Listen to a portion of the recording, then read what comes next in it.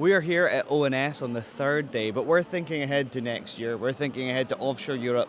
I'm here with Owen from RX. How are you doing today? I'm very good. How are you? I'm good, thank you. It's been a busy old show. You didn't manage to catch all of it. How have you found? Have you managed to make time to go round? Yes, definitely. We've been around all the halls. It's taken some time, as you can imagine. It's a big show, but it's really been great to connect with some of our customers in the lead up to Offshore Europe next year.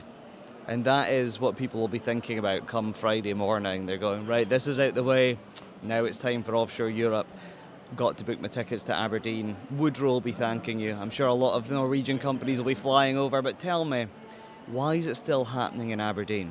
I mean, essentially, Aberdeen is the heartbeat of the energy community in the UK, and it's still globally one of the most important hubs within the North Sea area. We've seen years of engineering expertise, innovation, and that's going to continue as we move towards the energy transition and all the new emerging industries which will be really, really heavily prevalent at Offshore Europe next year. So I guess what can people expect from next year's show? So based on the feedback we've had, people want to see more operators. Right. They want to see more technical content.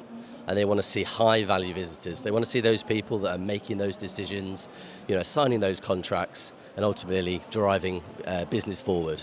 So we're making sure we're delivering those people to the floor to engage with our exhibitors and our visitors.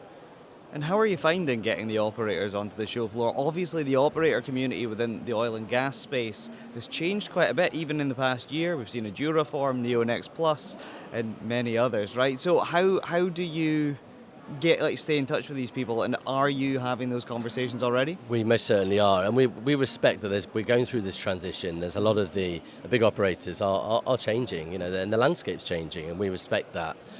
So we're very much in conversation, and for example, our executive committee across the main conference is extremely well attended, and we have a very, very high caliber list of companies already engaging at that level.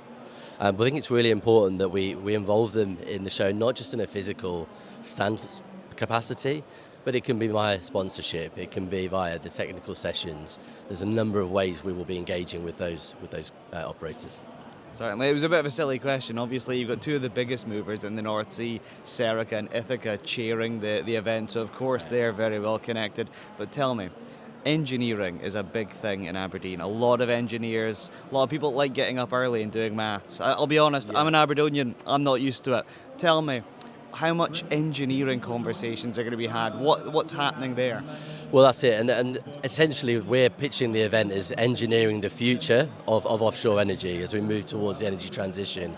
And the engineering part is the key, because that's what brings everybody together. Whether it's decommissioning, whether it's offshore wind, whether it's traditional oil and gas, that is the core of what brings everybody together at our shows. And that's the message. And so now we're wrapping up here at ONS. Is there anything that you're learning from this to influence next year? Will we see a little bit of Norway in Aberdeen? Yeah, we have a Norway Pavilion at Offshore Europe, which we're very proud to have back at the show next year. So we're engaging with some of our Norwegian companies here and looking how we can engage and get them at the show at Offshore Europe next year. But we're really excited about the opportunity, and 1 year to go to Offshore Europe. As soon as ONS is finishing, we know that it's going to be front of mind to all of our exhibitors and everybody else involved. So can people already get in touch with you? Should they already be getting in touch? Most definitely, yeah, 100%. Yeah, get in contact with myself or the team, and we'll be looking forward to having those conversations with everybody. Perfect. Well, thank you very much, Owen, and thank you very much for watching. If you'd like to stay up to date with everything happening behind me here at ONS or Offshore Europe for that matter, stay tuned to energyvoice.com.